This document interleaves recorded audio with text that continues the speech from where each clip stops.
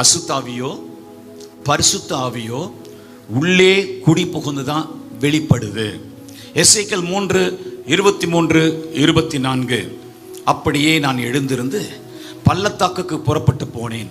இதோ கேபார் நதி அண்டையிலே நான் கண்ட மகிமைக்கு சரியாக அங்கே கர்த்தருடைய மகிமை விளங்கினது. அப்பொழுது நான் முகங்குப்புற விழுந்தேன். உடனே ஆவி எனக்குள்ளே புகுந்து என்னை காலூன்றி நிற்கும்படி செய்தது. பரிசுத்த ஆவி கிறிஸ்துவை குறித்து சொல்லும்போது கர்த்தருடைய ஆவி என் மேல் இருக்கிறார். ஏசாயா 61. கர்த்தருடைய ஆவி அவர் மேல இருந்தாரு, ஆனா நமக்குள்ள உள்ளே கொடுத்திருக்கிறார். கைகளை உயர்த்தி ஒரு அல்லேலூயா சொல்லுங்க. ஏனென்றால் கிறிஸ்துவுக்குள்ளே பரிசுத்தாவி அல்ல, கிறிஸ்துவும் பரிசுத்தாவியும் ஒன்று, பிதாவும் ஒன்று. ஆகினால் கிறிஸ்துவின் மேலிருந்து அபிஷேகத்தை இந்த மேல ஊற்றினார். கிறிஸ்துவுக்குள் இருக்கிறது யாரு? தேவன். கிறிஸ்துவுக்குள் இருக்கிறது ஆவியானவர். அபிஷேகம் என்பது அவர் தலைமையில அதிகாரமாய் வைக்கப்பட்டிருந்தது.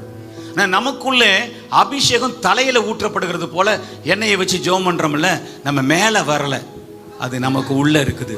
அதை நான் பின்னே காண்பிக்கிறேன். உடனே ஆவி எனக்குள்ளே புகுந்து என்று எசேக்கியேல் சொல்லுகின்றான். யோவான் 7:38-39 வேத வாக்கியம் சொல்லுகிறபடி, என்னிடத்தில் விசுவாசமாய் இருக்கிறவன் எவனோ அவன் உள்ளத்திலிருந்து ஜீவத்தண்ணீர் உள்ள நதிகள் ஓடும்.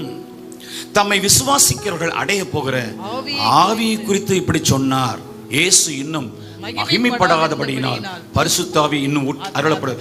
இயேசுவின் மேல பரிசுத்தாவியானவர், இயேசு ஊற்றின பரிசுத்தாவியானவர் நமக்கு உள்ளே. ஆமென். அது ஜீவ நதியாக நம்மிலிருந்து புறப்பட்டு போகிறது. இப்ப சொல்லுங்க, ஆவியானவர் உள்ளே புகுந்து. பேய் மாத்திரம் உள்ள புகிறது இல்ல. பேய் பிடிச்சிருச்சு, பேய் பிடிச்சிருச்சு, பேய் உள்ள புகுந்துருச்சு அப்படின்னு இதுவரையிலும் தெரிஞ்சிருப்பீங்க. ஆவியானவரை பத்தி அப்படி நினைக்கவே மாட்டீங்க. ஆவியானவர் உள்ளே போகிறார், புகுகிறார், பிடிக்கிறார், ஆட்கொள்ளுகிறார், அமுக்குகிறார், அடக்குகிறார், நம்மை முழுவதும் தனது ஆளுகைக்குள் கொண்டு வருகிறார். ஒரு அல்லேலூயா சொல்லுங்க பார்க்கலாம்.